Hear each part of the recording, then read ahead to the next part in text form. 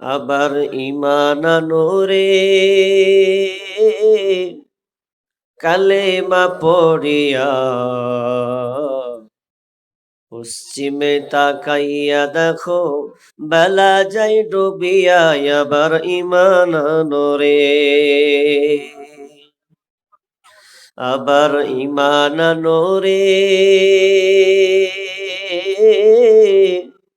কালেমা পড়িয়া পশ্চিমে তাকাইয়া দেখো বেলা যাই ডুবিয়া আবার ঈমান আনোরে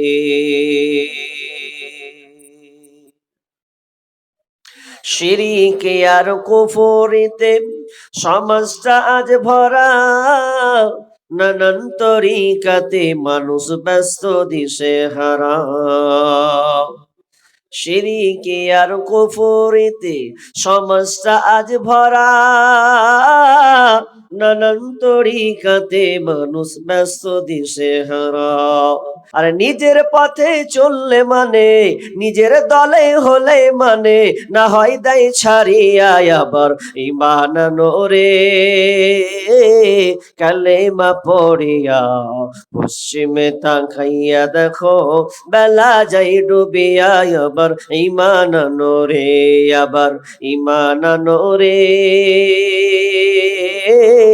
কালেমা পড়িয়া পশ্চিমে তাকাইয়া দেখো বেলা যাই ডুবিয়া আবার ঈমান আনোরে পৃথিবীতে আল্লাহ মানুষকে পরীক্ষা করার জন্য একটা রেখেছে ধনী, একটা দিয়েছে গরিব, কাউকে মাল দিয়েছেন, কাউকে মালবিহীন রেখেছেন। মাল দেওয়া আর কাউকে মাল না দেওয়া, গরিব করে রাখা, এটা কোনো খারাপ লক্ষণ না, এটা হচ্ছে আল্লাহর পরীক্ষা মাত্র।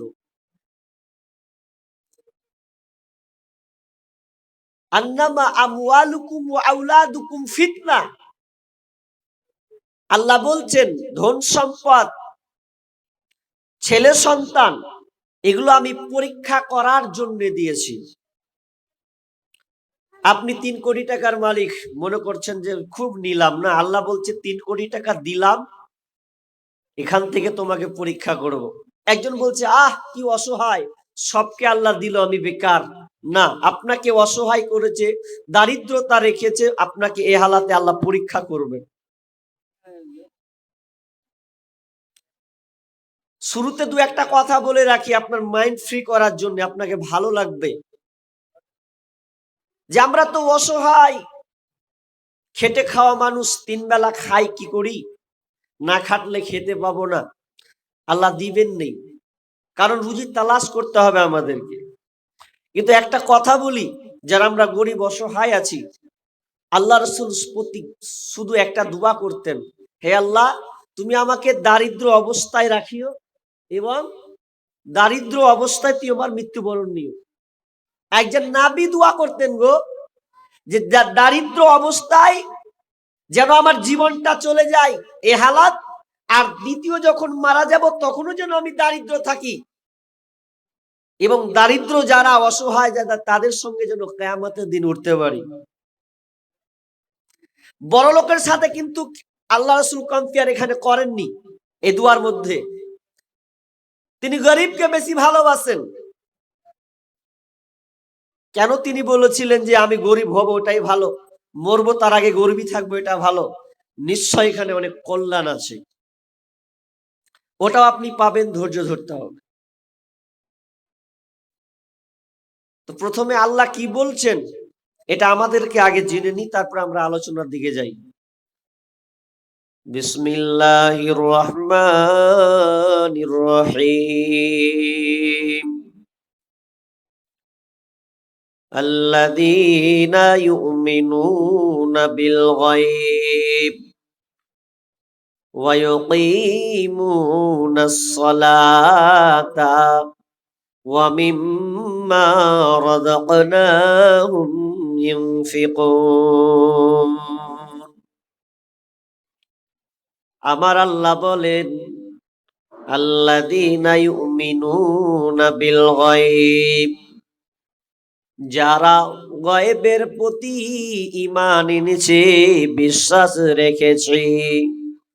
অর্থাৎ গায়েব বলতে না দেখা জিনিসের উপরে ঈমান এনেছে। এক কথায় আল্লাহকে দেখে না, ঈমান এনেছে। নবী দেখে নাই, নবীর উপরে ঈমান এনেছে। আখেরাতকে জানে না, বুঝে না, ঈমান নিয়ে এসেছে। তাকদীরে কি আছে জানে না, ঈমান নিয়ে এসেছে। আমার আল্লাহ বলছেন, যারা গায়েবের প্রতি ঈমান এনেছে, আল্লাযীনা ইউমিনুনা বিল গায়ব ওয়া ইউকিমুনাস সালাতা, এবং যারা 5 ওয়াক্ত সালাতের পাবন্দ, এক কথায় নামাজ কায়েম করে। ওয়া মিম্মা রাযাকনাহুম ইউনফিকুন, এবং তারা নিজের ইনকাম সোর্স থেকে আল্লাহ রাস্তায় খরচ করে।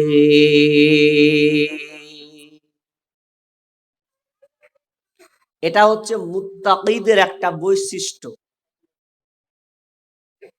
আপনি গায়েবের প্রতি ঈমান নিয়ে আসবেন, নামাজ কায়েম করবেন, কিন্তু দান করবেন না, তাহলে কিন্তু আপনি প্রকৃত পূর্ণাঙ্গ মুমিন নন। যত আমাল আপনি করেন, দান থেকে বঞ্চিত হলে আর আপনি মুমিন পূর্ণ হলেন না। কারণ যারা আল্লাহকে বিশ্বাসী, তারা গায়েবের প্রতি ঈমান আনবে, সালাত কায়েম করবে, আর নিজের ইনকাম থেকে আল্লাহ রাস্তায় খরচ করবে। এখন কথা হলো, ইনফাক, খরচ করা। আল্লাহ তাআলা কোরআনে 25 বার, তার বেশিও বর্ণনা করেছেন। ইনফাক মানে খরচ করো, খরচ করো, খরচ করো। তো খরচটা কে করবে? যারা পয়সাওয়ালা তারা খরচ করবে, যাদেরকে আল্লাহ টাকা দিয়েছে তারা করবে। তো আমরা তো গরিব, আমরা কোত্থেকে পাবো? আপনি কেমন গরিব?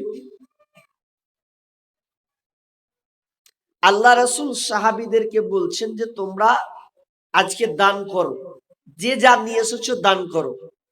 যুদ্ধের জন্য প্রস্তুতি নিতে হবে, কাফেরদের সাথে মোকাবেলা করতে হবে। এর জন্য অস্ত্রের প্রয়োজন, খাবারের প্রয়োজন। তো তোমরা যা আছে তা নিয়ে আসো। সবাই একে একে করে টাকা পয়সা, দিরহাম সব নিয়ে আসছে, অস্ত্র জমা দিচ্ছে। দিতে দিতে দিতে সবাই নিয়ে এলো। কে দেবে, কেমন মাল কে দেবে? চলে আসলেন আপনার কি না উমার। উমার রাদিয়াল্লাহু তাআলা আনহু নিয়ে চলে আসলেন কিছু মাল। নিয়েছে, আল্লাহ রাসূলকে বলছেন, লেন আমার মাল আপনাকে দিলাম, আল্লাহ রাস্তায় দিলাম।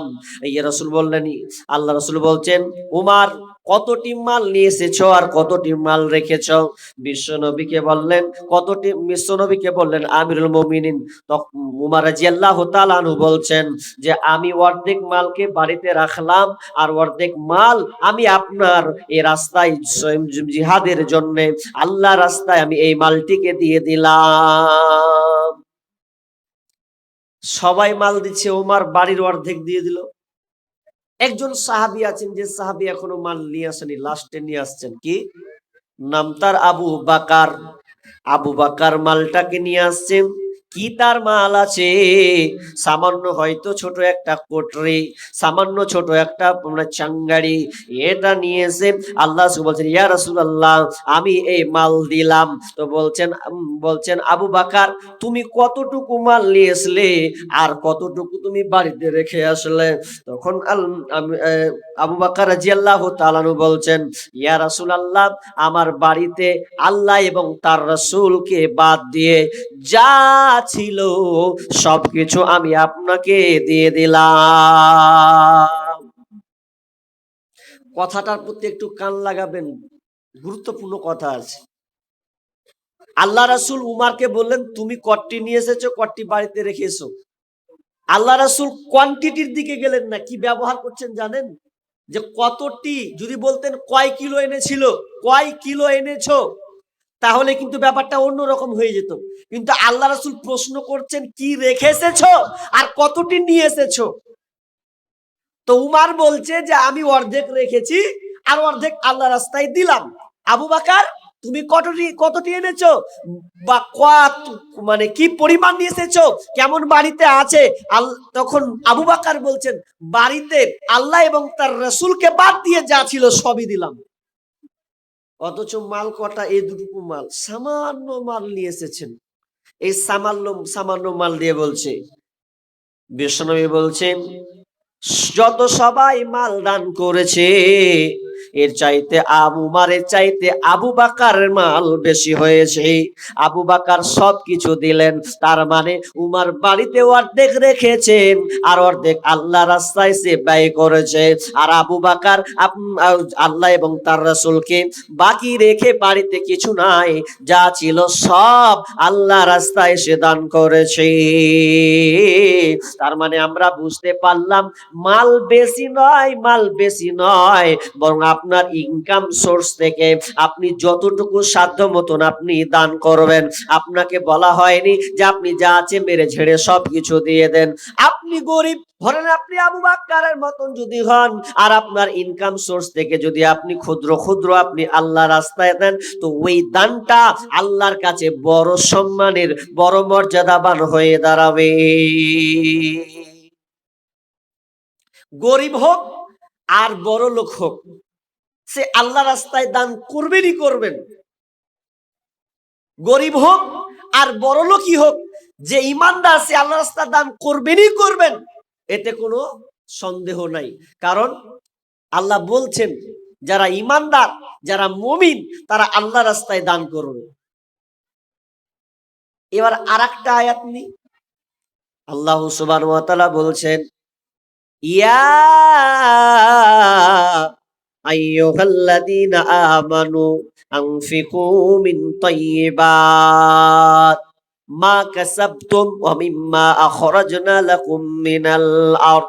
আল্লাহ সুবহানাহু ওয়া তাআলা বলছেন হে ঈমানদারেরা আনফিকু আনফিকু দান করো মিন তাইয়্যিবাত তোমাদের রুজি থেকে তোমরা আল্লাহ রাস্তায় দান করো। ওয়া মিম্মা আখরাজনা লাকুম মিনাল আরদ এবং তোমাদের জমিন থেকে তোমরা দান করো উৎকৃষ্টটা ভালো যেটা, সেই তোমাদের উৎপাদিত ফসল থেকে যেটা আমি আল্লাহ দিয়েছি, ওই উৎপাদিত ফসল থেকে, ইনকাম থেকে তোমরা আল্লাহ রাস্তায় দান করো। দান করাটা খালি বারবার বারবার যত জায়গা যাবেন খালি প্রায় জায়গাতে আল্লাহ বলছে দান করো দান করো। কেন গো? ওটা আমি আপনি বুঝিনি, কিন্তু আল্লাহ ঠিকই বুঝেছেন। আমি আপনি বুঝিনি। দানের মাধ্যমে সোর্স আল্লাহ তাআলা অনেক নিয়ম বেঁধে দিয়েছেন। আপনি অবাক হয়ে যাবেন যে গরিবদের ব্যাপারে ইসলাম যে কিভাবে ভেবেছে। আপনি যদি সার্টিফাইড করেন, কোরআনটাকে গবেষণা করে বের করেন, চুনে নেন, তাহলে দেখবেন ইনফাক, দানের বিশালতা, গভীর তথ্য কোরআনে আল্লাহ আলোচনা করেছেন। এই দানের কথা বলতে গিয়ে আল্লাহ তাআলা অনেক নাম নিয়েছেন। কোনটাকে বলা হয় ফিদিয়া, একগুলোকে বলা হয় সাদাকা, একগুলোকে বলা হয় কাফারা, একগুলোকে বলা হয় যাকাত। তো এতগুলো কথা কেন বললেন? তার মূল রহস্য গরিব গরিব। আমি আগে বলেছি ইসলাম সাম্যের দিন। আপনাকে আল্লাহ টাকা দিয়েছেন, আপনি দুধে ভাতে ভাত খাবেন, বিরিয়ানি দিয়ে প্রতিদিন জীবন যাপন করবেন, আর আপনার পাশের প্রতিবেশী এক মুঠো ভাত পাবে না, ডাল পাবে না।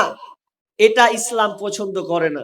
ইসলাম বলে তুমি যেমন পোলাও বিরিয়ানি দিয়ে ভাত খাও, তোমার পাশের গরিবটা যেন অন্তত ডাল ভাত দিয়ে খেতে পারে।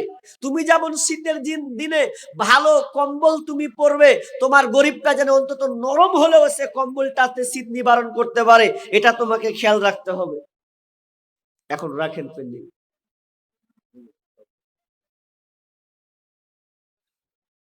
আপনি আশ্চর্য হয়ে যাবেন গরিবদের ব্যাপারে করতে করতে করতে। দেখেন কতগুলো আল্লাহ খাত তৈরি করেছেন।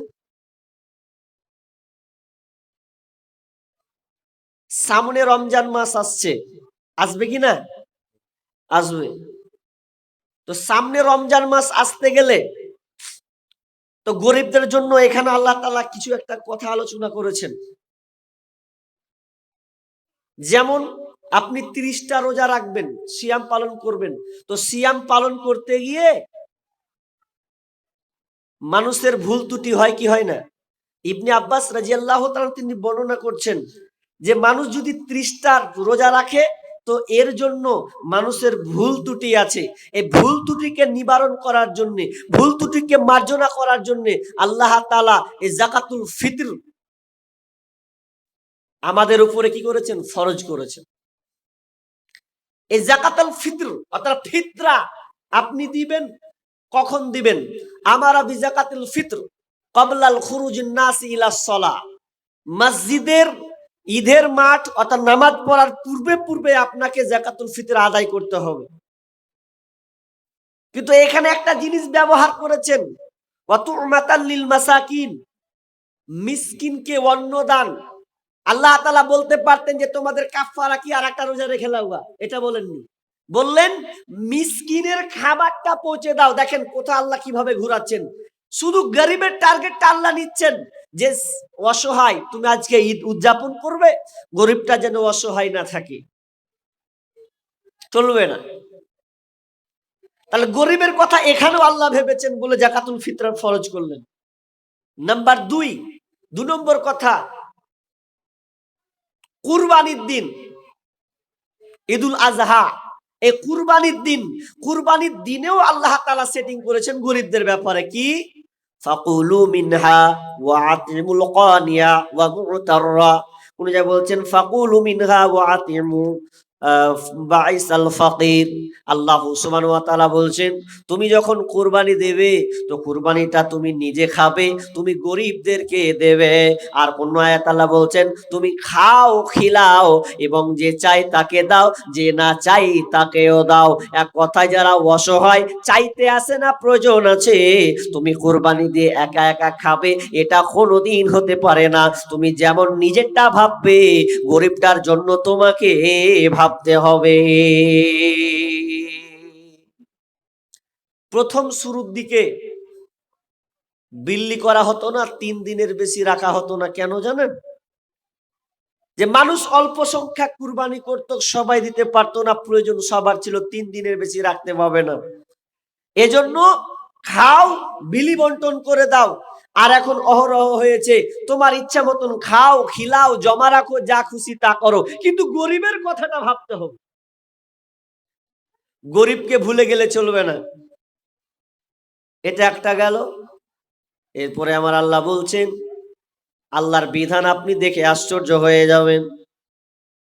একটা স্বামী স্ত্রী যদি কথা বলতে বলতে বলে দেয়, ওরে খালেদা তোর পেটটা আমার মায়ের মতো, তাহলে এটা জিহার হয়ে গেল। জিহার হয়ে গেল মানে আপনি আর ওই বিবিটাকে টাচ করতে পাবেন না। কোনো ছেলে, কোনো পুরুষ, কোনো ভাই যদি বিবিকে বলে দেয় বিবি রে তোর মুখখানটা হার মায়ের মতন লাগছে, তাহলে কিন্তু গন্ডগোল আছে। যদি বলা হয় বিবি তোর এই পিঠের সাইডটা হার মায়ের মতন লাগছে, তাহলে ওই স্বামী আর বিবিকে টাচ করতে পাবে না, ছুতে পর্যন্ত পাবে না। যদি ওই বিবিকে টাচ করতে হয়, এক বিছানায় নিতে হয়, তাহলে তাকে কাফারা দিতে হবে।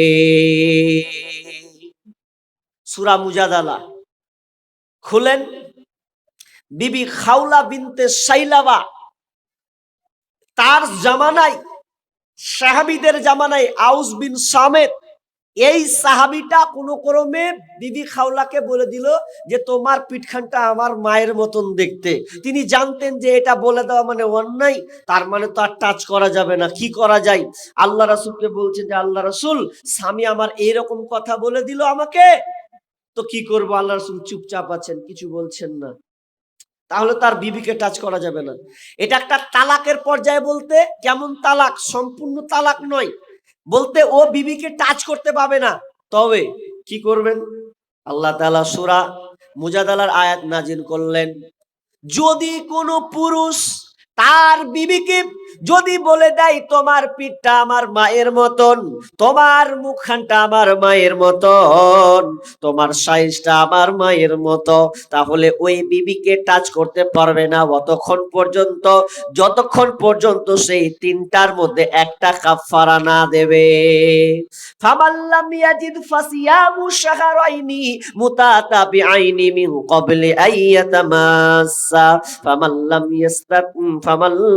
ইয়াস্তাতি ফাইতআমু সিত্তিনা মিসকিনা ওয়া তিলকা হুদুদিল্লাহ।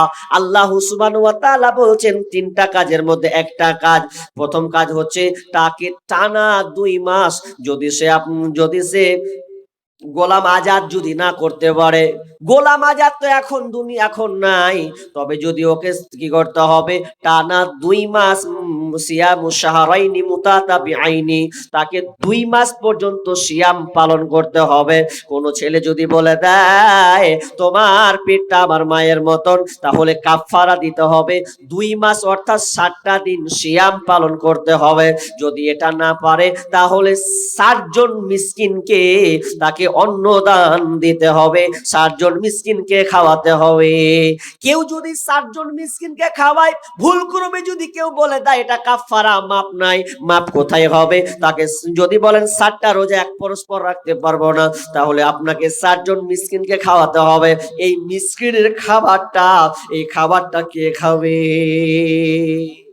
মিসকিন খাবে। আচ্ছা মা বোন, আপনার একটু আগান তো, সামনে তো জায়গা মনে হয় অনেক ফাঁকা আছে না? প্রচুর জায়গা ফাঁকা আছে গো। আল্লাহ, আসেন আগান আগান আগান, আগিয়ে বসেন তো খালা আমার, পরে অনেকে আসবে, ওরা বসবে, আগিয়ে যান, আগান আগান না গো। হাই আল্লাহ, মা বোন এত কঠোর হোস না গে মা, একটু আগা, পেছনে আসবে লোক দাঁড়িয়ে থাকবে, সামনে জায়গা কাল লেগে রেখেছিস কহত তোরা? হ্যাঁ একটু আগে আসেন, আল্লাহ রাস্তায় আগান আগান। দেখেন জায়গা চেঞ্জ করবেন তারা ডবল নেকি পাবেন। এক জায়গায় বসেছেন আবার অন্য জায়গায় বসেন, ওগুলো সব বিচারের মাঠে সাক্ষী হবে যে আপনি অমুক জায়গাতে এসে 2-3 জায়গায় বসেছিলেন, আরো নেকি বেশি পাবেন আপনি। আগান, আল্লাহ রাস্তায় আগান। কি বলছিলাম যে গরিবদের ব্যাপারে আল্লাহ তাআলা কত কি বিবেচনা করতে করতে করতে আল্লাহ বলছেন আরো আছে। গরিবকে আমরা ভুলে গেছি, গরিবের ব্যাপারে ইসলামে কত যে অবদান আছে আপনি আশ্চর্য হয়ে যাবেন। যেমন ধরেন আপনি যদি বলেন যে আল্লাহর কসম, আপনার কথাকে মজবুত করার জন্য যদি আপনি কসম খান, আর এই কসমটা যদি মিথ্যা হয়, যে আল্লাহর কসম করে বলছি বে আমি টাকা লিনি, কিন্তু টাকাটা আপনি নিয়েছেন, অথবা আপনি গোলমাল পাকিয়েছেন, তা আমি বলছি আল্লাহর কসম করে বলছি দেখ আমি এতে ছিলাম না, জানি না, এরপরও আপনি করেছেন, তাহলে আপনি বলছেন আমি হাওয়া মাপলে আল্লাহর কাছে ক্ষমা হয়ে যাবে? জি না, অত সহজে ক্ষমা হবে না। যদি আপনি কাফারা যদি না দেন, আল্লাহ আপনাকে ক্ষমা করবেন না। শুধু আপনার কিনা কসম খাওয়া নয়, যদি আপনি মানত পর্যন্ত মানেন, যদি বলেন আমার বেটা সামনে মাধ্যমিক পরীক্ষা দিবে, তো আমি এই জিনিসটা দেব, এই মানতটা আমি করব, আর এটা যদি আপনি না করে দেন, যদি মানতটা আপনি পূরণ না করে দেন, তাহলে আপনাকে শাস্তি, এর কাফারা আপনাকে দিতে হবে। কি করতে হবে? আল্লাহ সুবহানাহু ওয়া তাআলা বলছেন যদি কেউ মানত মানে কসম খায়, আর মা বোন শুনলেন, কসম যদি খেতে হয় একমাত্র আল্লাহর উপরে কসম খেতে হবে, আল্লাহ ছাড়া কারো নামে কসম খাওয়া যাবে না। অনেকে আছে মায়ের নামে কসম খায়, অনেকে আছে বাপের নামে কসম খায়, অনেকে আছে মাথায় দিয়ে হাত কসম খায়, এগুলো শিরকের আওতায় পড়বে। আল্লাহ ছাড়া কারো নামে কসম খাওয়া যাবে না। অতএব আপনি আল্লাহর নামে যখন কসম করলেন, আর এই কসমটা যদি আপনার মিথ্যা হয়, যদি এটা আপনি না পূরণ করে দেন, তাহলে আপনার মাপ নাই ততক্ষণ পর্যন্ত মাফ হবে না, যতক্ষণ না আপনি কাফারা না দেবেন। এই জন্য আমার আল্লাহ সুবহানাহু ওয়া তাআলা বলছেন, তুমি যখন কসম খেয়েছো মিথ্যা মিথ্যা মনে করে, মিথ্যাকে ঢাকার জন্য কসমটা খেলে, তাহলে তোমাকে সর্বপ্রথম 10 জন মিসকিনকে খাওয়াতে হবে। যদি না পারো তাহলে 10 জনকে বস্ত্র দান করবে, অথবা না পারলে তুমি 3টা সিয়াম পালন করবে। 3টা রোজা রাখতে হবে। আর যদি বলেন ভেজালা রাখবো না, তাহলে 10 জনকে খাওয়াতে হবে। কে খাবে? গরিব দুঃখীরাই খাবে, গরিব দুঃখীরাই খাবে। আমরা হয়তো ভাবছি কি না এটা চলবে না, এটা গরিবদের জন্য আপনাকে ভাবতে হবে। এবার চলেন আমি আর 2-3টা কথা বলবো, আমার মানে বিষয় সময় কম, ওই জন্য আমি ঘড়ি দেখছি আর চালাচ্ছি। 2 ঘন্টা আলোচনা কাটছি কত দূর আল্লাহ জানে। তারপরে কি, তারপরে কথাটা হচ্ছে যে এ করতে করতে করতে করতে আল্লাহ এবার বলছেন যে গরিবদের ব্যাপারে তোমাকে আল্লাহ আমি ফসল দিয়েছি, ফলাদি দিয়েছি, আম গাছ লাগিয়েছো, জাম গাছ লাগিয়েছো, তাল লাগিয়েছো, পেয়ারা লাগিয়েছো, তো এগুলো একা একা ভোগ করলে হবে? একা একা ভোগ করতে পারবে না। কোথায় আছে এটা? সূরা আনআম 141 নম্বর আয়াত খুলেন। আল্লাহ বলছেন, যখন তুমি আমগুলোকে পারবে, পেয়ারাগুলোকে পারবে, যদি ওগুলো জাকাত নাই, জাকাত নাই, ওসর নাই, এই জন্য তুমি যেদিন সিজনে আম হবে, সিজনে যখন পেয়ারা হবে, কাঁঠাল যখন তুমি পারবে, আর কিছু যখন তুমি ফলাদি পারবে, তখন তুমি গরিবদের কথা তুমি ভুলে গেলে হবে না। যখন গরিবরা তোমার সামনে আসবে, তখন তুমি ওই গরিবদের হাতে 1টা 2টা 3টা করে তুমি দিয়ে দাও, যাতে তোমার গরিবটা মুখে হাসি ফোটে, তার মনে যেন আনন্দ উল্লাস থাকে। এই জিনিসটা তোমাকে বহাল রাখতে হবে। একটা কথা বলি, ভালো করে কান লাগান। আমরা রাজনীতি যখন করে মানুষ, তখন বলি ইস নেতারা সব লুটে নিলে, সব 6-9 করে দিলে, কিছু দেয় না আমরাকে। নেতার কথাটা বাদ দেন, আগে নেতাটা পরে রাখিয়েন। আগে আপনার কথা বলেন, আপনি গরিবের ক টাকা, আপনি কতটুকু হক মেরে রেখেছেন? আপনি ভেবে দেখেছেন? কতটুকু হক নষ্ট করেছেন? গরিবকে আপনি কি দিয়েছেন? আপনার এই গ্রামে বৈষ্ণবনগর থানা যতগুলো মুসলিম আছে, পয়সাওয়ালা আছে, টাকাওয়ালা আছে, যদি এরা মনে করে আমার গ্রামের কোনো গরিব যেন অন্য গ্রামে হাত না পাতে, এই টার্গেটটা যদি আপনি নেন, বলেন তো গরিব থাকবে? কথা বুঝেননি এখনো। আপনার পাশেই গরিব আছে, গরিব একটা অসহায় আছে, ওকে ফারাক্কা স্টেশনে যেতে হচ্ছে, দাও দাও। কিন্তু আমার ক্যালকুলেশন, আমার গবেষণা অনুযায়ী, যারা ইসলামকে পূর্ণভাবে মেনে চলে, পঙ্খান্ডভাবে মেনে চলবে, তো আল্লাহ তাআলা কতগুলো সিস্টেম করেছেন, কাফারা যে কত রকম রেখেছেন, এরপরে যাকাত আছে, উসর আছে, সাদাকা আছে, ইত্যাদি অনেক আল্লাহ তাআলা আমল রেখেছেন। ওগুলো যদি মানুষ ঠিক মতন পালন করে, তা আমি চ্যালেঞ্জ করতে বলতে পারি, সমাজ আপনার গ্রামে একটা গরিব থাকবে না। পাঞ্জাবি যারা জানেন, পাঞ্জাবি, পাঞ্জাবি বুঝেন তো আপনারা? কি থাকে পাগড়ি, তো এ পাগ আর দাড়ি নাকি, এ পাঞ্জাবিদের বৈশিষ্ট্য কত সুন্দর, আপনি আশ্চর্য হয়ে যাবেন। ওরা ইসলামের কিছু নীতিকে নিয়েছে কিভাবে। ওদের ফ্যামিলিতে যদি 4টা ভাই থাকে, তো 4টা ভাই, একটা একটা মাস্টার, একটা ডাক্তার, একটা ইঞ্জিনিয়ার, আর একটা হচ্ছে গরিব, কিছু করেনি ও। তখন ওরা কি করে জানেন? 3 ভাই বলে, এই ছোট ভাই যেন কাউরে দাঁড়ে চাইতে না যায়, কি করতে হবে? 3 ভাই বলবে টাকা দে, এ ছোট ভাইকে কিছু টাকা দে, ও ছোটখাটো ব্যবসা করবে, কিন্তু লোকের দ্বারে হাত পাততে দিব না। এটা পাঞ্জাবিদের বৈশিষ্ট্য, আপনি তালাশ করবেন। ওরা যদি কোনো ভাই নিচে পর্যায়ে থাকে, তো বলবে দে হাত পাতবি না, খবরদার, আমাকে টাকা দিয়েছে আল্লাহ, তুই একটা বাপের ছেলে, এক বাপের ছেলে, তুই চাইবি মানে টাকা নিব, 3 ভাগ করে তোকে দিব, তুই ছোটখাটো ব্যবসা কর, কিন্তু চাইতে পারবি না। আর আমাকে আল্লাহ অঢেল টাকা দিয়েছে, একটা চেয়ে বেড়াচ্ছে, কোনো গুরুত্ব নেই, যা যে বলছে করে বেড়াগা, এর নাম ইসলাম না। আপনাকে আল্লাহ রাস্তায় দিতে হবে, এটা গরিবদের হক।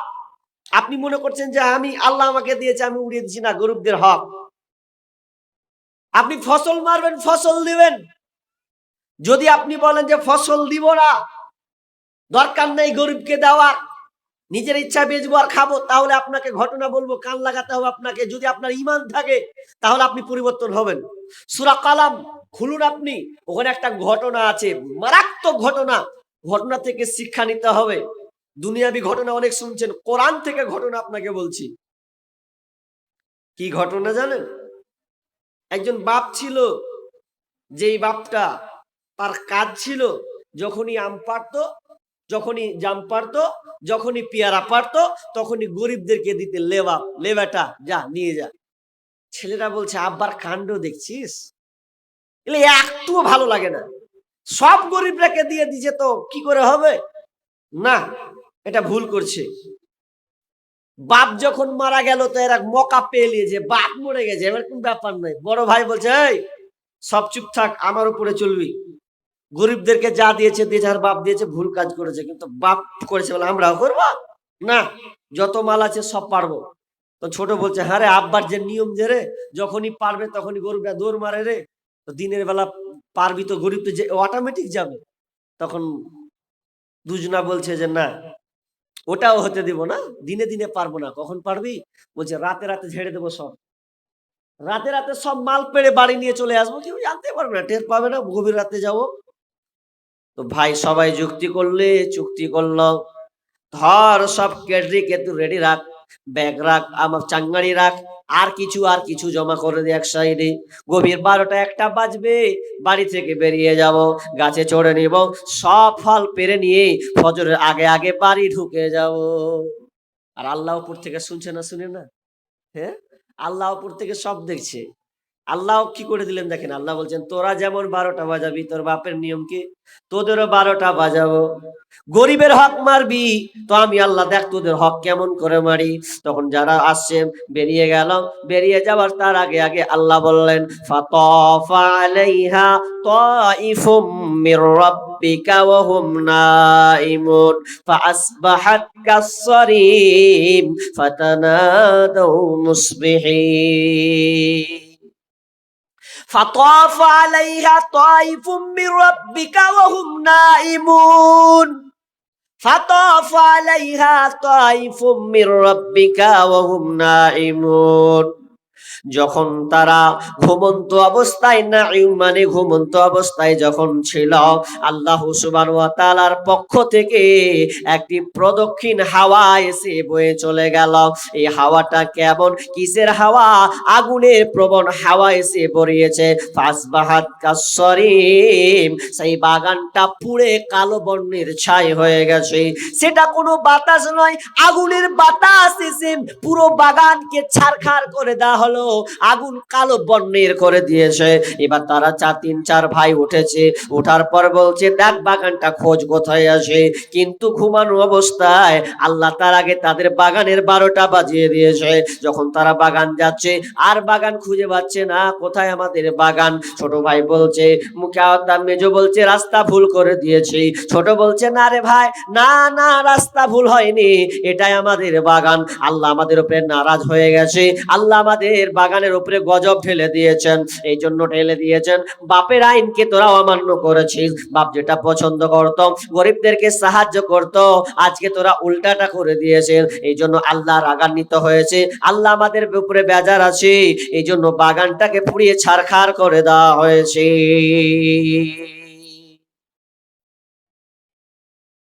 জাকাত নাই ঠিক আছে, ওসর নাই ঠিক আছে, কিন্তু গরিবকে যে দিতে হবে। সূরা আনাম 141 নম্বর আয়াত খুলবেন, বাড়িতে গিয়ে দেখে নেবেন, দিতে হবে। তাহলে গরিবদের ব্যাপারে ইসলাম কত ভেবেছেন জানেন? এবার দুটা ইম্পর্টেন্ট কথা বলবো, একটা দুটা, সময় কম, ঘড়ি কাটা দেখছি।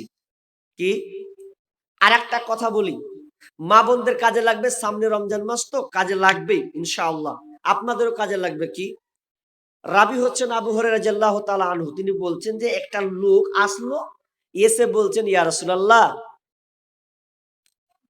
হালাকতু ইয়া রাসূলুল্লাহ, আমি হালাক, মানে ধ্বংস হয়ে গেছি, আমি ধ্বংস হয়ে গেছি। তো কি, কেমন কিসে ধ্বংস করলো তোমাকে যে?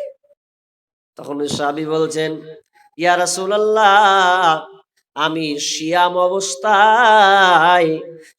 অবস্থায় রোজা রাখা অবস্থায় স্বামী স্ত্রী মিলন ঘটে গেছে। তার মানে আমরা নিজেদেরকে ধ্বংস করে দিয়েছি।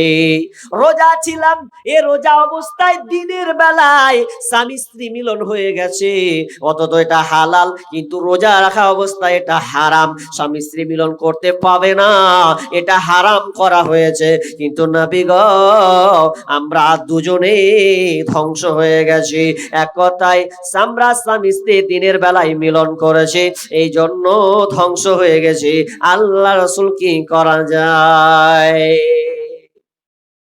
রোজা রাখা অবস্থায় স্বামী স্ত্রী মিলন করা যাবে না। এবার যদি করলেন, ওনাকে আবার সাধু সাজিয়েন না। আমার কাছে রিপোর্ট আছে, আমার কাছে খবর আছে, মনে করিয়েন না। এই গত বছর তার আগে বছর ফোন করছে আমাকে, বলছে যে এরকম হালাত, এই একটু মানে দুজনে মিলে একটু আলাপ আলোচনা করতে করতে করতে করতে করতে একটু ফুচকাম করতে করতে করতে বাস কাজটা একটু উল্টা পাল্টা হয়ে গেছে, স্বামী স্ত্রী হয়ে গেছে। তো কি করব? তা আমি আবার আল্লাহ রাসূল যেটা বলেছেন ওটা ওকে বললাম। তার মানে অনেকের এটা হয়ে যদি যায়, তাহলে আপনি চুপচাপ থাকবেন না, আপনার ৩টা কাজে একটা কাজ কি? বিশ্বনবী বললেন, ও সাহাবীরে, তুমি এই কাজটা করে দিয়েছো, তাহলে তো তোমাকে একটা গোলাম আজাদ করতে হবে। সাহাবী বলছেন, আমি পারবো না, কোথা থেকে আমি গোলাম আজাদ করব? গরিব সাহাবী। তা বলছে, এক কাজ করো, তুমি কি ৭টা সিয়াম রোজা রাখতে পারবে? ৭টা রোজা রাখো, এটা তোমার শাস্তি।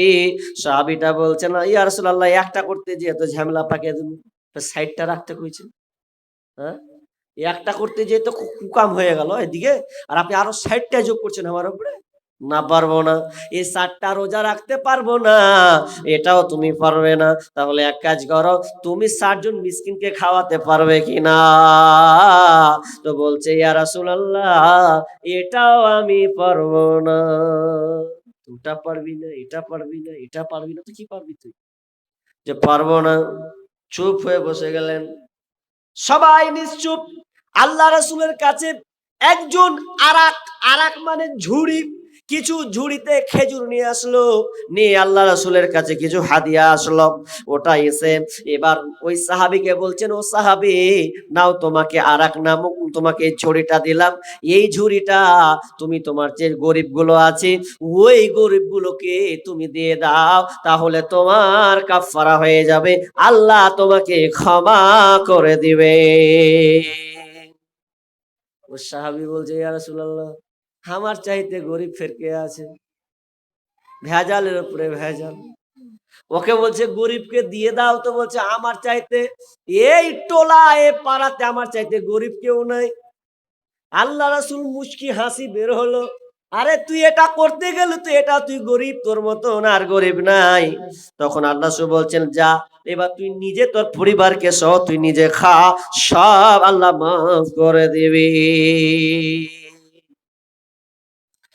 এবার আপনি ধরেলেন আপনার স্ত্রীর সঙ্গে এই কুকামটা করে দিলেন, সম্পর্ক হয়ে গেল দিনের বেলায়। তা আপনি ৬০ জনকে খাওয়াবেন, তো কাকে খাওয়াবেন? মাস্টারকে, ডাক্তারকে, মৌলবি কটাকে ডেকে? যদি জিজ্ঞেস করে কিসের জি, তো এর লেগে। তো ওটা কে খাবে? গরিব অসহায় ৬০ জনকে আপনাকে খাওয়িয়ে দিতে হবে। খাইয়ে দেন, আপনার কাফারাতুল। এগুলো কাদের জন্য? সব গরিবের জন্য, সবই চিন্তা চেতনা গরিব। এবার করতে করতে করতে আল্লাহ বলছেন, এবার শোন, তুমি পয়সাওয়ালা হয়েছো, অনেক বলছি না, ৮-১০ মিনিট বলছি, কি যে তুমি পয়সাওয়ালা হয়েছো, তাহলে তোমাকে কি করতে হবে? যাকাত দিতে হবে। যাকাতের ২ রকম ভাগ আছে। একটা হচ্ছে ফসল উৎপাদন করে একটা যাকাত বের করা, উসর বের করা, আর একটা হচ্ছে টাকা ইনকাম থেকে দিতে হবে। এবার কিভাবে যাকাতটা দিবেন আপনি ভালো করে কান লাগান, ইম্পর্টেন্ট কিছু কথা আছে এখানে। কি কথা? যে যাকাত বলা হয়, আল্লাহ তাআলা যাকাতের কথা বেশিরভাগ আলোচনা করেছেন। তো যাকাতটা কি এটা আপনাকে জানতে হবে। যাকাতটা হচ্ছে পবিত্রতা, আপনার মালকে পরিশুদ্ধতা করবেন। কেমন করে করবেন? যদি কারো বাড়িতে 7.5 ভরি সোনা নাকি, 7.5 ভরি সোনা যদি থাকে, তাহলে এর থেকে আপনাকে কি করতে হবে? 40 ভাগের 1 ভাগ আপনাকে বের করতে হবে। অথবা রূপা যদি আপনার বাড়তে থাকে 52.5 তোলা, তাহলে আপনাকে এখান থেকে তার যাকাত আপনাকে বের করতে হবে। এবার ধরলেন আপনার নেই, টাকা আছে আপনার কাছে, যে টাকা কতটি আছে? 52.5 তোলার দাম কত জানেন আপনারা? এই বর্তমান বাজারে 52.5 তোলা রূপা মিনিমাম দাম যদি ধরলেন কত হবে? 60 থেকে 70 হাজার হবে নাকি মনে না, এরকম একটা দাম হবে, 60 থেকে 70 হাজার। তাহলে 60 থেকে 70 হাজার টাকা যদি আপনার বাড়িতে ঘুমাই, ব্যাংকে জমা থাকে 1 বছর ধরে, তাহলে আপনাকে যাকাত বের করতে হবে। এখন কথাটা হচ্ছে 60,000 70,000 টাকা কার বাড়িতে নেই বলেন?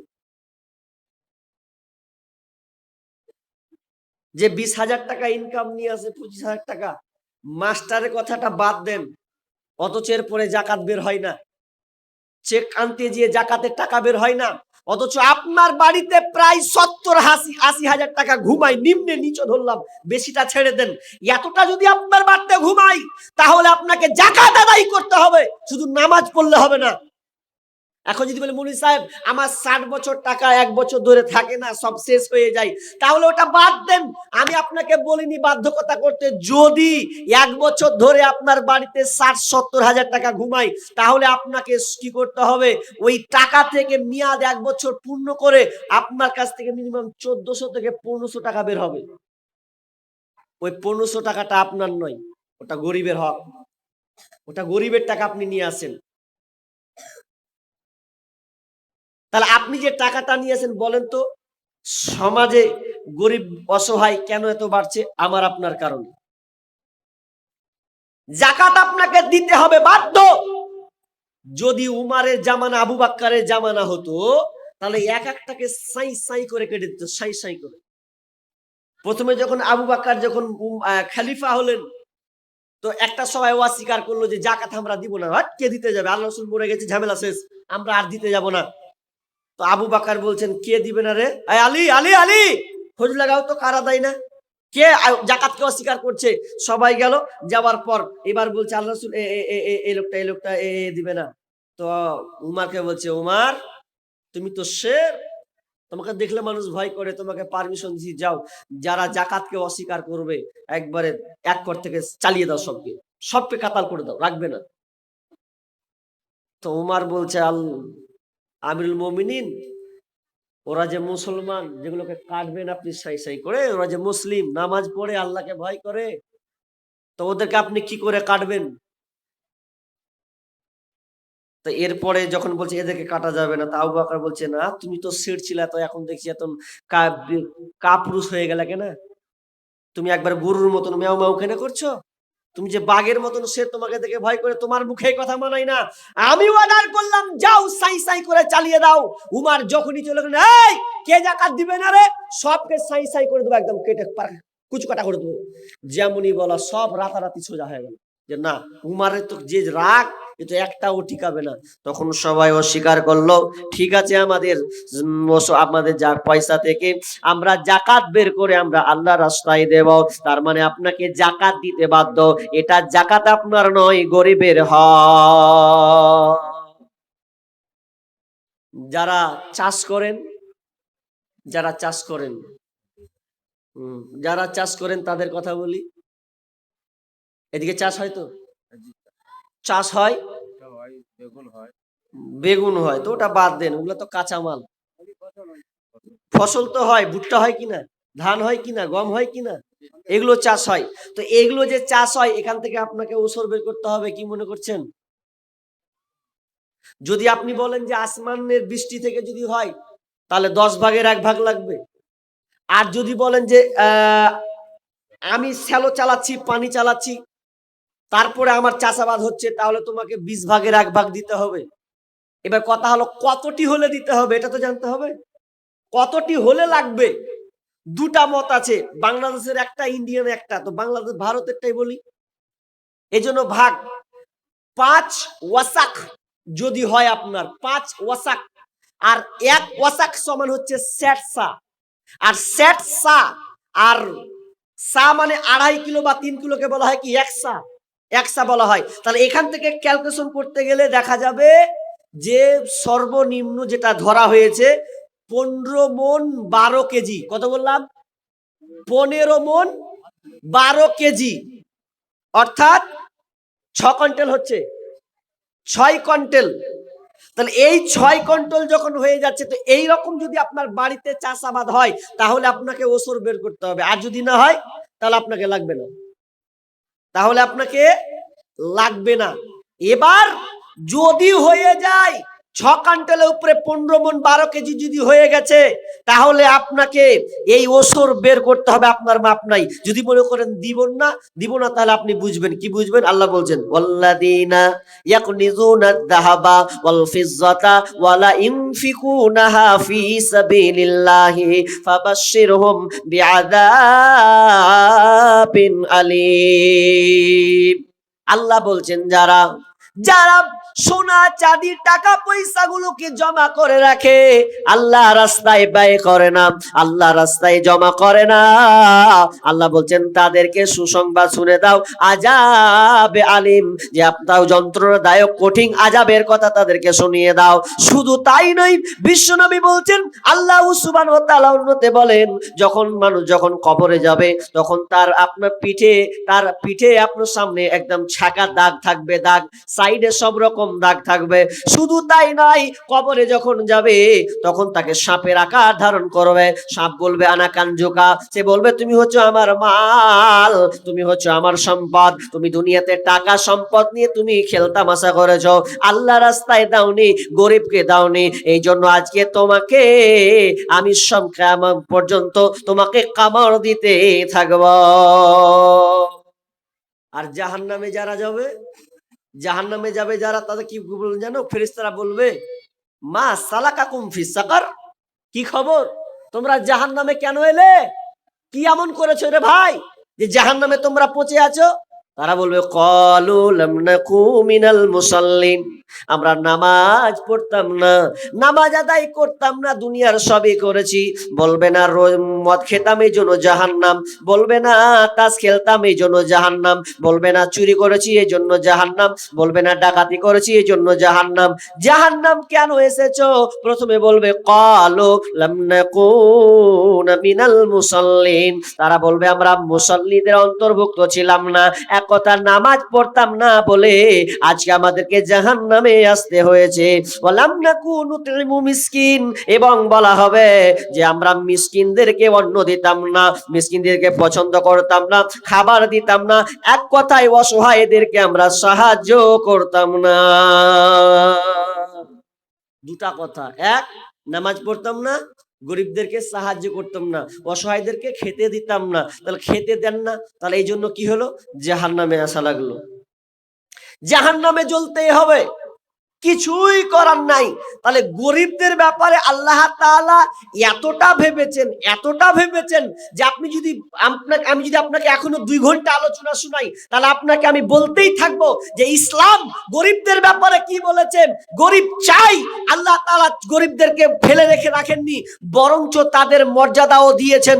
ওরাও মানুষ, ওরাও খেটে খাবে, ওরাও বুক ফুলিয়ে চলবে, কিন্তু পয়সাওয়ালা, তোমাকে টাকা দিয়েছি, ওই টাকা থেকে বের করো তোমার অংশ, গরিবের অংশ তোমার কাছে আছে, ওটা তোমাকে দিয়ে দিতে হবে। আপনি ভাবছি যে আমি পয়সাওয়ালা, আমি নিজের হাতে কামাই করেছি। দুটা বন্ধু, সূরা কাহফের একটা ঘটনা আছে, 2 বন্ধুকে আল্লাহ তাআলা অনেক টাকা, একজনকে দিয়েছে খেজুরের বাগান, একজনকে দিয়েছে আঙ্গুরের বাগান। তো আঙ্গুরওয়ালা যে আছে সে বলছে খুব কষ্ট করে কামাই করেছি, সব নিজের হাতে কামাই করেছি, সব নিজের হাতে নিয়েছি। তো একজন বলছে ভাই রে অহংকার করিস না, সব আল্লাহর দান। বলছে কে বলেছে? আমি ওগুলো আখিরাত বিশ্বাস করি না, আল্লাহ পাল্লা বুঝি না, আমি নিজের হাতে করেছি।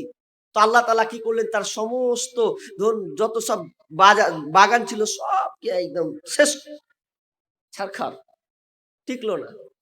এবার বলেন তো, যে আপনি নিজে থেকে করেন এগুলো সব? করেন না। আল্লাহ নিজে বলছেন ওয়াল্লাযী জাআলা লাকুমুল আরদা যালুলান ফামশু ফি মানাকিবিহা ওয়া কুলু মির রিজকিহি ওয়া ইলাইহিন নুশুর। তিনি তো আমাদের রব, যিনি আমাদের জন্য জমিনটাকে প্রশস্ত করে দিয়েছেন, জমিনটা আমাদের জন্য বেষ্টন করে দিয়েছেন। এই জন্য করে আমরা মন মতন করে টাইলস লাগাই, বাড়ি করে, আপনার অট্টালিকা বানাই, মন মতন করে জমিকে চাষাবাদ আবাদ করে, কারণ আল্লাহ তাআলা আমাদের জন্য জমিনটাকে বেষ্টন করে দিয়েছেন, আমাদের জন্য চাষের আবাদের জন্য প্রসারিত করে রেখেছেন। তার মানে আল্লাহ যদি এটাকে কঠিন করে দিতেন, মাটিটাকে যদি আল্লাহ পাথর বানিয়ে শক্ত করে দিত, আচ্ছা বলেন পারবেন আপনি চাষাবাদ করতে, বাড়ি করতে পারবেন? ক্ষমতা নাই। ফের যদি চপা চালান যে না নিজে করছে, এটা নিজে, জমি আমার বাপের রে, কে কি ঠেকাবি বলবি, কিছু শুনবো না। তাহলে আপনাকে উদাহরণ দিচ্ছি, এটা আপনাদের থানা বৈষ্ণবনগর থানা, তাই তো? আর ওইদিকে চলে যান সুতি থানা, যাবে কি যাবে না? শামসেরগঞ্জ, তারপরে কি, তারপরে এটা কি পড়বে? সুতি। নদীর ভাঙন দেখেছেন তো? আচ্ছা নিজের চোখে কে কে দেখেছেন এরকম, হাত তুলেন তো কেউ, যে দেখে এসেছি নিজের চোখে। কজন? একটা লোক দেখেছেন, অনেকে দেখেছেন নিজের ভাঙন। আমার বাল্য অবস্থার কথা বলছি, আমরা যখন ছোট ছিলাম, আমাদের পূর্বের বাড়ি হচ্ছে কাঁকড়িয়া, তার মানে কি প্রতামগঞ্জ, এই যে সাইডে চলে এলো বাম দিকে, ওইদিকে নদীর ভাঙন। তো আমরা ছোটবেলায় সাইকেল নিয়ে গোসল করতে যেতাম। তো কত দূর যেতাম এবার হিসাব করেন, সাইকেল চালিয়ে গোসল করতে যেতাম। তো গোসল করতে গিয়ে দেখতাম কি জানেন, যে এত ক্লান্তি যে সাইকেল চালিয়ে চালিয়ে যাচ্ছি, গোসল করছি। তো আবার যেদিন যে ভাঙন শুরু হলো, এক বছর ধরে হতে হতে যে দেখছি যে রোড গালা আছে আপনার পিচের রোড, ওটাও নাই, অর্ধেক করে খেয়ে নিয়েছে। 8 ঘন্টা লেগেছে খালি হাঁটতে, হাঁটতে 8 ঘন্টা। এরপরে নদীতে গোসল করতে পেরেছি। এখন আর ওইদিকে 8 ঘন্টা নয়, খালি এরকম করে সব বিঘাকে বিঘা জমি সব চলে গেছে। তো তখন লোক বলতো কি জানেন একটা কথা, বলতো সব নিজের হাতে করছে। আর চাষাবাস সে সময় ভালো হতো, কিন্তু টাটকা টাটকা সবজি। তো কেউ আল্লাহ রাস্তায় অতটা দান করতো না। তো এই কথা বলতে কথা এরকম হতো যে দান করতো না, বলতো নিজের বাপের জমি বেশি বকিস না। তো যদি মনে করেন নিজের বাপের জমি, তাহলে এখন ঠেকান গা, যেটি গেল বিঘা বিঘা জমি, ঠেকাতে পেরেছে কেউ? সব তো তলিয়ে গেল। আপনার নামে জমি এটা দিয়েছে এই জন্য যে আপনি বলবেন যে এটা আমার জমি, কিন্তু জমি কার? কথা বলেন কার? আল্লাহর। কথা বলতে আপনাদের ভয় লাগছে? আল্লাহ নাম নিতে আপনাদের ভয় লাগছে নাকি? যদি ভয় না লাগেন তাহলে আপনি আল্লাহ বলবেন, তো বুক ফুলিয়ে বলবেন আল্লাহ, তা আল্লাহ বলবেন কিরে বান্দা, তাহলে তো হবে। তা আপনি অলসতা করছেন কেন? তাহলে আল্লাহ রাস্তায় আপনাকে দিতে হবে। আপনি বলছেন যে খালি বড় লোকরা দিবে, না, বড় লোক নয়, সকলকেই দিতে হবে। এটা গরিব ধনী বলে ভেদাভেদ নয়, যার যেটা ইনকাম সোর্স আছে সে রাস্তায়, আল্লাহ রাস্তায় দান করবে। আমি আরো কয়েকটা ঘটনা বলবো, আলোচনা আছে, হাদিস তো পড়িনি, তর্জমা করিনি, খালি বলে দিয়েছি। হাদিসটা যদি বলার সুযোগ পাই তো বলছি শেষের দিকে। তবে প্রথম কথা হচ্ছে যে গরিবদের জন্য আমাদের ভাবতে হবে। তো গরিব অসহায়, মাদ্রাসাটাও একটা গরিব পর্যায়ে। এখানে মুকেশ আম্বানির কোনো অবদান নেই, সরকারের কোনো অবদান নেই। সরকারের অবদান নেবে, সরকারের অবদান হচ্ছে মাদ্রাসা ভেঙে ফেল, এটা হচ্ছে সরকারের অবদান। মসজিদকে দখলে কর, কবরকে দখলে কর, যদিও পাস করতে পারেন তো আপনি মনে করছেন বসে আছে ওরা। আপনার ইমান দুর্বল তো, ওই জন্য খুব চাঙ্গা চাঙ্গা লাগছে ওরা। আপনাকে সচ্চার হতে হবে। মসজিদের উপরে টার্গেট কেন নিচ্ছে? আপনি মসজিদে যান না বলে। মসজিদে আপনি জানতো দেখি কি হয়, মসজিদকে ওপেন ফাঁকা করে রেখেছি। আর মাদ্রাসাগুলোকে গুরুত্ব নাই। একটা মৌলবি যদি বলছে যে 100 টাকা দেন তো মাদ্রাসার জন্য এসেছি, তো মুখানকে বলে সাহেব নাই। অনেকে আবার পালিয়ে যাচ্ছে। আরে বুক ফুলিয়ে বলতে হবে, কিসের মুসলমান তুমি? তোমাকে অন্তত বুক ফুলিয়ে বলা দরকার ছিল যে আমার দরজায় কোনো এমএলএ এমপি নয়, আমার দরজায় এসেছে একজন আলেম। এটা আমার দুর্ভাগ্য, এটা আমার কপাল যে একজন আলেম যিনি দিনের খিদমত করে, তার পা আমার দুয়ারে পড়েছে রে। এর চাইতে আপনি কি আর নেবেন? অথচ আপনি মুখ ফিরিয়ে চলে যাচ্ছেন, দান দিচ্ছেন না, দান দেন না।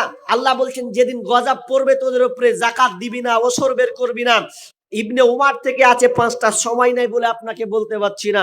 আল্লাহ তাআলা সাই সাই করছে বর্তমান পরিস্থিতিকে, শাসকদের হাত দিয়ে আমাদেরকে পিটাচ্ছেন, আমরা বুঝছি। খালি বিজেপি করছে, খালি তৃণমূল করছে, বুঝিনি এখন পর্যন্ত কে করছে। আল্লাহ বলছেন বিজেপি কি দিয়ে লাভ নাই, তৃণমূলকে দিয়ে লাভ নাই, কংগ্রেসকে দিয়ে লাভ নাই, তোরা নিজেরাই এটা করছিস।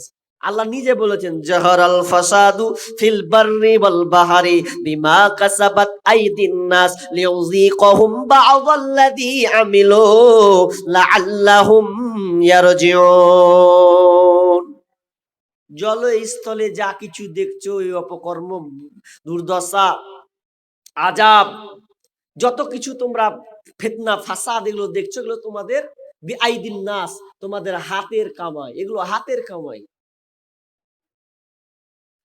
আমাদের কারণে আজকে আমাদের দুর্দশা। একটা ইমামকে বলেন তো আপনি 1 ঘন্টা ধরে 8 ঘন্টা ধরে এই বক্তব্য বাদ দিয়ে চাইতে হবে? আপনি কখন সজাগ হবেন? যখন দানের কথা আসবে, মুমিনের হৃদয় গলতে থাকবে, এখন দানের চলেছে, তার মানে আপনাকে বুঝে নিতে হবে এটা মনে হচ্ছে যুদ্ধের প্রস্তুতির মতনই, যেমন ওহুদের মাঠ, যেমন তাবুকের যুদ্ধ, চীন চাইছেন দাও দাও দাও, ওই রকম আপনাকে সজাগ থাকতে হবে। আরে আপনি উমারের মতন না পারবেন, আবু বাক্কারের মতন। আবু বাক্কার কে, আপনি তার পরিচয় নেন। আপনাকে তো বলেনি, আল্লাহ রাসূল বেলালকে বলছেন, বেলাল তুমিও আল্লাহ রাস্তায় দান করো, আল্লাহ রাস্তায় দান করো। কত ভাই? 1000 টাকা দিয়েছে, মাশাআল্লাহ। কে দেখেন, কি আপনার নামটা ভুলে গেছি, বলো না? সুজাউদ্দিন। এ ভাই দেখা হয়েছে, আর দ্বিতীয়বার দেখা হলো এটা, মাশাআল্লাহ।